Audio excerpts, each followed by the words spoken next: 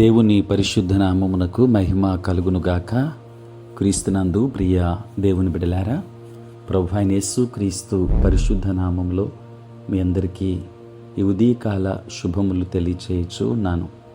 ఈ దినమంతయు మీకు మీ కుటుంబానికి దీవెనకరముగాను ఆశీర్వాదకరముగాను దేవుడు అనుగ్రహించాలని మీ కొరకై ప్రార్థిస్తూ ఉన్నాను. నేటి దినం కొరకు ఏర్పాటు చేయబడిన దేవుని వాక్యము ఆదికాండం 21వ అధ్యాయం 2వ వచనం. దేవుడు అబ్రహాముతో చెప్పిన నిర్ణయ కాలములో శారా గర్భవతి అయి అతని ముసలితనమందు అతనికి కుమారుని కనెను.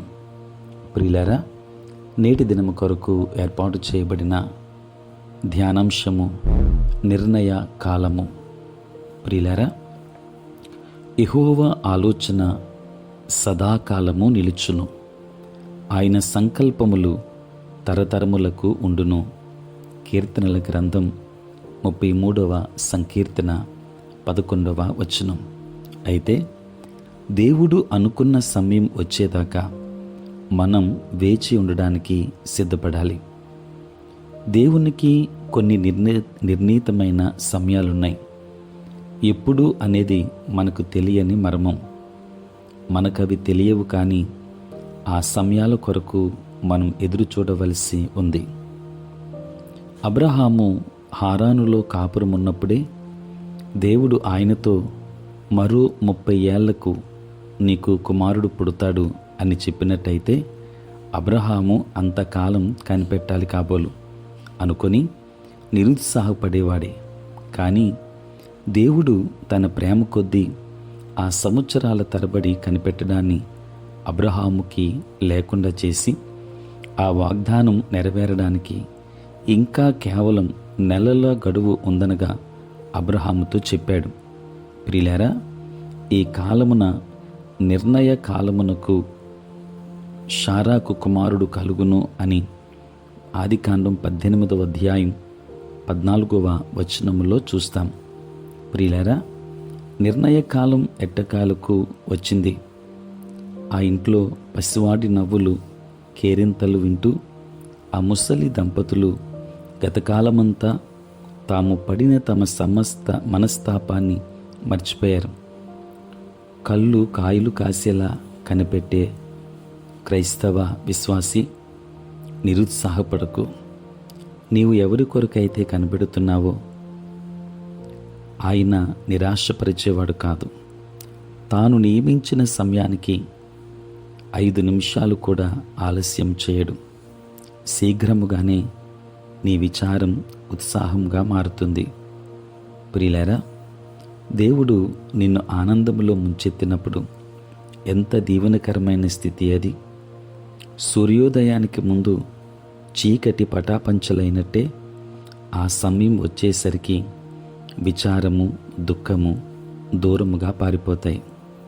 దేవుని వాక్యాన్ని వింటున్న దేవుని బిడలారా, మనం ప్రయాణికులమే.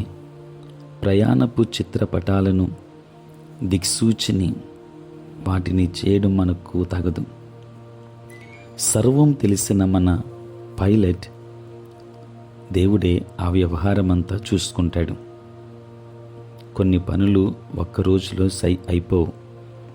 సూర్యాస్తమయ సమయంలో ఆకాశంలో సాక్షాత్కరించే వింత రంగులు ఒక్క క్షణంలో తయారయ్యేవి కావు. కనుక నిర్ణీత కాలము కొరకు మనం వేచి చూచే వరముగా ఉందాం. ప్రార్థనాపూర్వకంగా నిరీక్షిందాం. దేవుడు ఎన్నడూ నిన్ను విడిచిపెట్టేవాడు కాదు. తగిన సమయంలో దేవుడు తన కార్యాన్ని నీ పట్ల, నీ కుటుంబము పట్ల జరిగిస్తాడు. దేవుని ఆశీర్వాదము ఎల్లప్పుడూ మీకు తోడై ఉండునుగాక. ఆమేన్. ప్రార్థన. పరిశుద్ధుడైన తండ్రి, ప్రేమ కలిగిన ప్రభు, మీ పరిశుద్ధ నామమునకై వందనాలు, స్తోత్రాలు చెల్లిస్తున్నాం నాయన. రాత్రంతయు కాపాడి సంరక్షించి సుఖనిద్రను మాకు దయచేసి మా జీవితంలో మరి యొక్క నూతన దినాన్ని మీరు మాకు అనుగ్రహించినందులకే స్తోత్రాలు.